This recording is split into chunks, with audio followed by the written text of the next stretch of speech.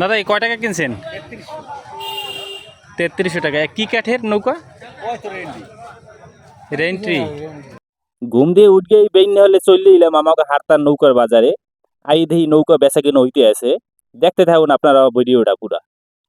আর re-entry কাছের নৌকাতে একটু বেশি বসবার কথা, তাই না?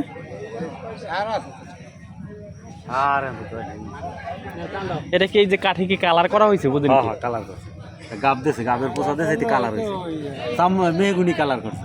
গাব দেওয়ার কারণে এরকম লাল কালার হয়ে গেছে। গাব দেওয়ার কারণে লাল কালার মেহগুনি। নৌকা কি পাশে বারাস নাকি?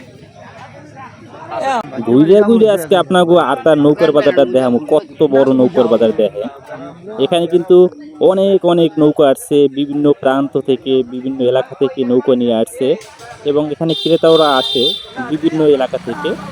প্রচুর নৌকা কিন্তু এখানে দেখতে পাচ্ছেন। এই যারা ক্রয় করবে তারা হেঁটে হেঁটে দেখতেছে নৌকাগুলো, কোন নৌকাটি তার পছন্দ হয়।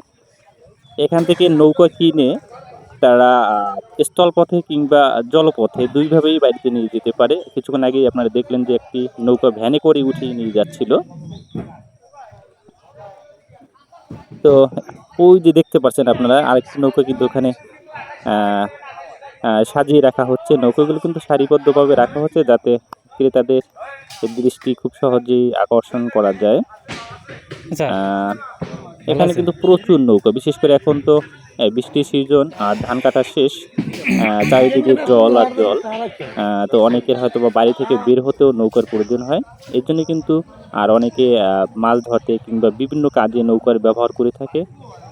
এর জন্য কিন্তু এই নৌকাগুলো ক্রয় করে থাকে ক্রেতারা। আর সেই উপলক্ষে কিন্তু যারা নৌকা তৈরি করে বিক্রি করে তারা কিন্তু এখানে প্রচুর নৌকা নিয়ে আসে বিক্রি করার উদ্দেশ্যেই।